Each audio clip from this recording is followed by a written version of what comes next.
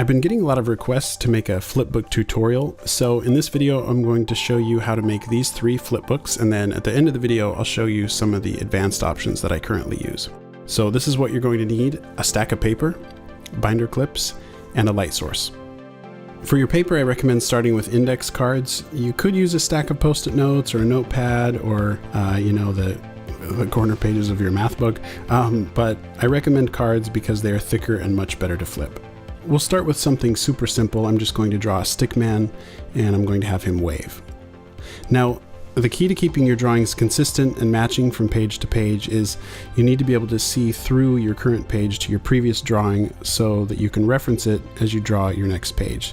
So here I'm using a light, and now I can see the previous page, draw over the top of it, and make any changes I want. I'm speeding up the video here, and again, this is just super simple to kind of show you basically how it works. So I'm tracing over his body and moving his arm a little bit for each page. I'm going to make his arm go back and forth about 3 times here. And there are several options you can use for a light source. You could use a light box, an LED tracing pad. If you had nothing else, you could hold the paper up to a bright window. This light pad that I'm using is the one that I've designed that will be included in my flipbook kit.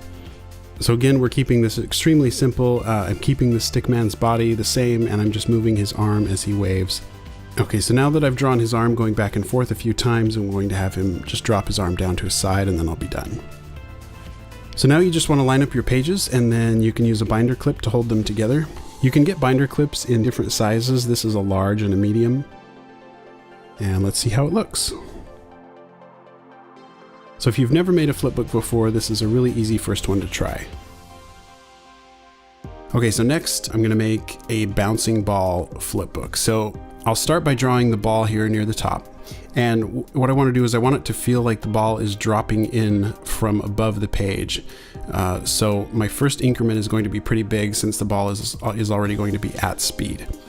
This isn't going to be perfect, but I'll draw the next one about here. And then each page you want that distance that the ball travels to be bigger. And the reason for that is because of how gravity works. When an object falls, it doesn't fall at a constant speed, it accelerates. So one thing that might help here is to do a Google image search for bouncing ball animation, and you'll find some diagrams of how a ball bounces, which will give you some good references to follow.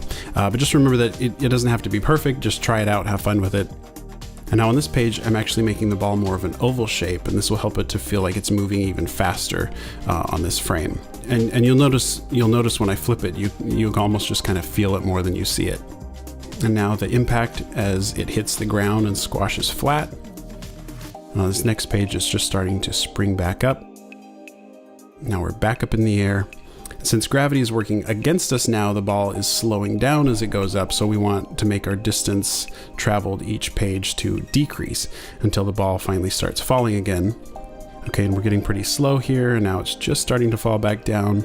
And now that it's falling back down, of course, it's accelerating again, so we make the distance increase each page until it hits the ground again. And I'm not squishing it as much as I did the first time since it's going slower, so it squishes less. So for this third bounce, it's just going up a little bit, and now it's falling back down again, giving it a little squish, tiny little bounce, and then just settling.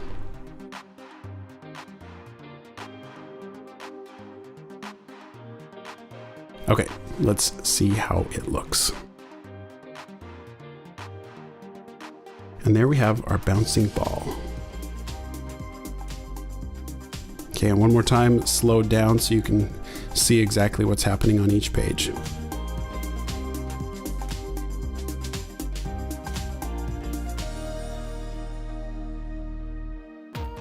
All right, for the third flipbook, I'm going to have a UFO come down and abduct this little stick person. So this first drawing I'm making is just going to be used as a template. I just want to figure out what my UFO is going to look like beforehand. So on these first few pages, I'm just gonna have the stick person standing there before the UFO appears.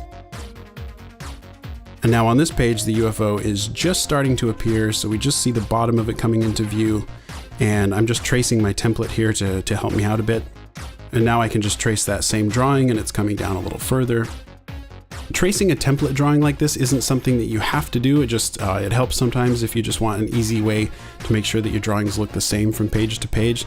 Sometimes you have an object moving across the page that it doesn't need to change shape. All it needs to do is move across, and so in that case, you know, just tracing a drawing as it moves along is pretty easy. Now at this point, I'm no longer using the template drawing. I'm just referencing the previous page like normal. Just remember not to get too worried about making things perfect.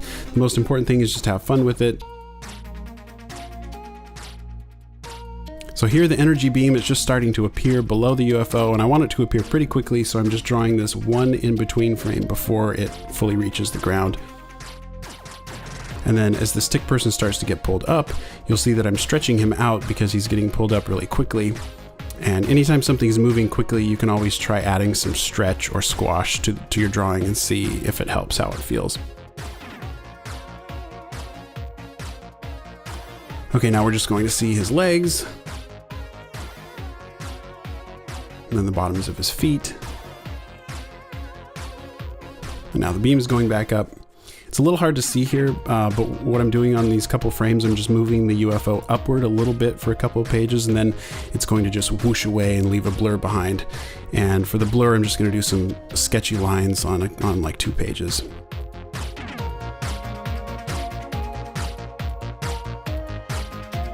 And that's it. Okay, let's see how it looks.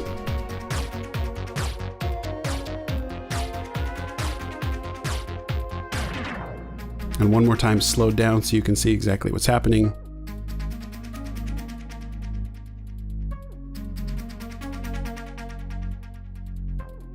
So those are the basics to help you get started. And earlier I mentioned some advanced options that I currently use. This is some custom paper that I had made. It's acid-free, it's really smooth, and it feels really nice when you flip it. You know, binder clips are great, and I use them while I'm making a flip book, but once it's finished, I like to bind it together with these brass binding screws. I really love the way these things look. I think it finishes it off really nicely, and it keeps the paper perfectly in line. And this, of course, is my custom light pad, which I designed specifically for flipbook making.